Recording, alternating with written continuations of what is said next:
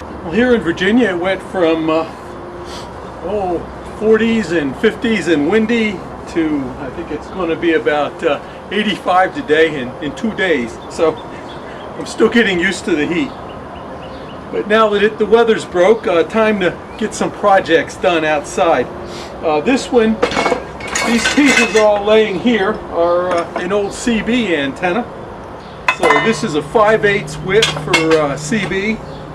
It's actually quite long. These sections all go end to end and fit on this. It has these plastic pieces and stuff, some of which I'm not going to use because I'm converting it over to the ham radio bands, and I think I see a better way. Often you'll see these antennas, by the way, just sitting up waving in the wind where people used to use them and they don't anymore, so you might just go around and ask for them. I got this one for free just for taking it down.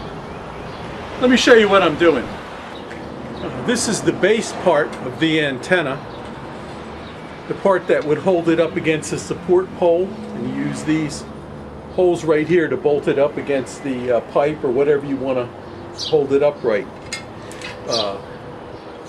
The antenna is made of aluminum, and you don't want it to touch this aluminum because then it would ground it, so you have to insulate it. So on the top they use this part here, which I've unbolted. See, a piece of plastic keeps it from touching the aluminum. And on the bottom they had this, which fits. Let me show you. This is a PL259 connector, which you bolt your antenna cable onto, the coax cable. And it's got a matching network inside it, buried in, I guess it's epoxy or whatever. And this part up here, the antenna aluminum goes over that. So this sits in here like this. There you go. And then the antenna comes through there and sits on top of this piece of plastic, so it's insulated. Any signals have to go through the matching network inside of there and in through the RF connector. Now the thing I had a problem with is this RF connector, if you can see that, it's got a flat on the side that matches a flat right here.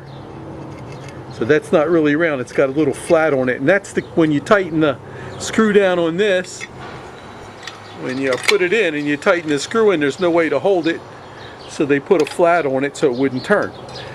So how do I drill that out? Because I want a bigger hole in there.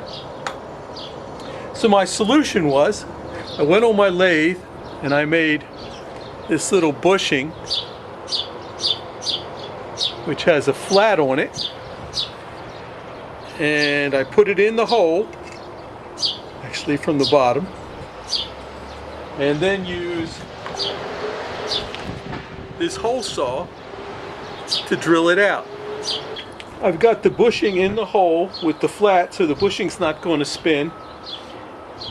Originally I thought if I made a little lip on the bushing I could put it in here and just drill through it, but it kept lifting up from the turning of the drill, lifted the bushing out. So I put it in the back and clamped on this piece of aluminum just to hold it in place. So you put the drill through here, and it guides the hole drill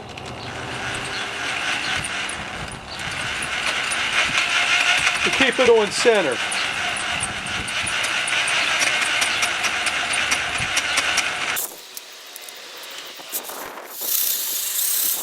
Now you might be wondering why I just didn't put this in my milling machine. Well, I couldn't figure out a way to easily fit it in there. And because of its awkward shape, I couldn't get it in the lathe either. So I decided to just put it in the vise here and hand drill it using a bushing. Almost through. I think I am through actually. Let's see. I think it's going to pop right out now. Let's see.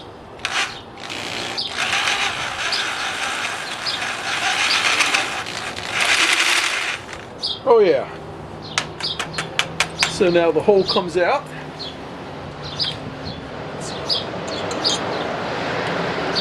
Now my bushing is in there along with the aluminum inside the hole saw. There, it popped out. And you can see the hole is fairly true, and it is on center. Had to be on center for these 4 holes to line up. Oh well, let me show you the next step. Got a piece of phenolic in the lathe, and I just put a back piece on here in the chuck and push up against it with the center. That just holds it on by friction. Phenolic is a plastic made when you put resin and a layer of cloth and then another layer of resin. It was one of the first plastics. I think it dates back quite a while. I'm not exactly sure. Maybe into the 1800s. It's got good electrical properties, and it works. It machines pretty well. I'm going to use it for the base of the antenna.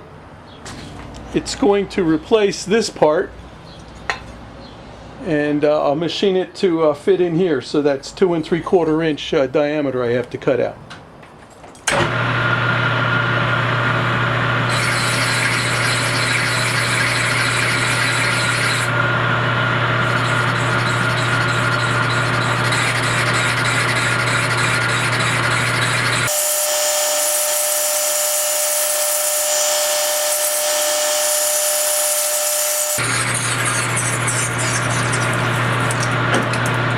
Goes. So that's how you make a piece of square phenolic into a piece of round phenolic. That's about 3/8 thick. It should be more than enough. I only have to put a little lip on it to catch this hole here to keep it the antenna from moving back and forth. So I'm going to cut that in on the face there, and then drill a hole in it in the chuck to hold the part in. You'll see as I do it. I'm just explaining my actions.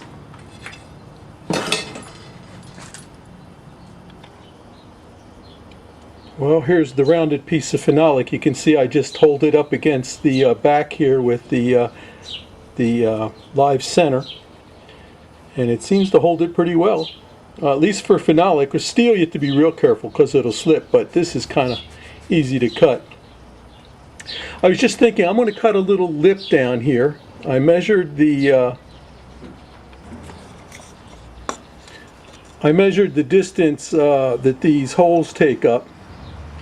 I think if I cut a flat here down as far as this right here, it'll help when I flip it around. I can hold it in the chuck, and the back of the piece will be parallel with this, so when I cut it I won't have to mess around with setup.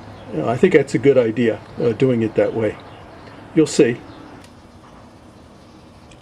See, I cut a little 1/8 inch lip on there, which I'll use when I turn it around to hold it. And I can machine this side. It'll be true. I flipped the part around in the lathe to do the other side and drill the center out. And you can see there's the little lip I caught in there, and it's really in there nice and tight. Now I have to drill it out and cut the flat here so it'll sit on the antenna. I'll show you that as I do it. Well, as you can see, I have it bored out. That's 3/4 in the middle. See what I'm doing here is I'm putting it inside the hole and measuring it in case you didn't see that.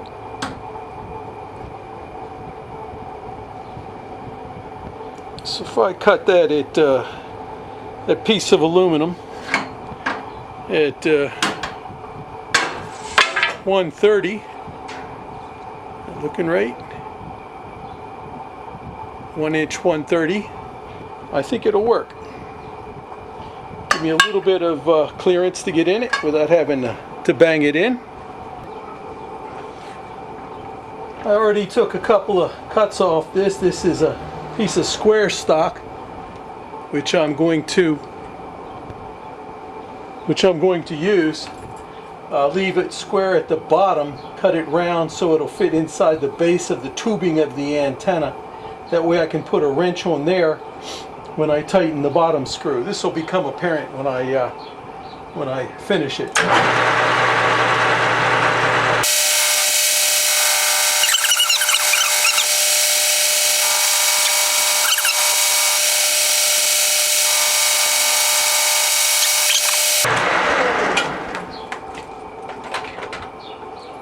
Not quite down to round yet. Let's see where I'm at. Alright, I've turned it around in the lathe. This is the part I just turned, put it in the 3-jaw. So now this is the square part that I left. Now I have to turn down this nub here to fit inside of the phenolic piece. And also cut it the height so that it'll be maybe 10 thousandths less than the width of the wafer. So when I put the bolt in here and tighten it down, it'll pull up against this piece and be tight against the aluminum mount. I've already drilled it with a Q drill, so I'm going to use 3/8 24 and tap in that hole. That'll be what holds the antenna down. By the way, this fit is very good. It fits right in the tubing.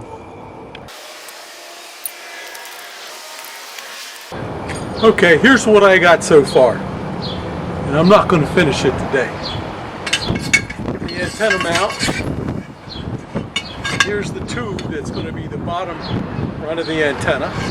This fits in there. Eventually it'll get screwed. Screwed in, that is.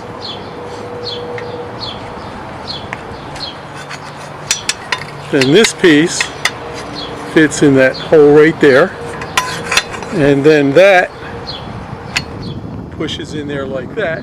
So when I put a insulated washer on this side made out of phenolic and put the 3/8 inch 24 bolt in there, it'll pull the whole assembly down and secure the antenna. And an advantage is that I can use the 3/4 24 to mount to a lug where I can mount my coils and my matching network. So it should work pretty good. Well, I guess part 2 will be me finishing it up, at least the base part, and probably part 3 me putting the elements on the end and the tuning circuit. So quite a bit of work, but I'm loving it.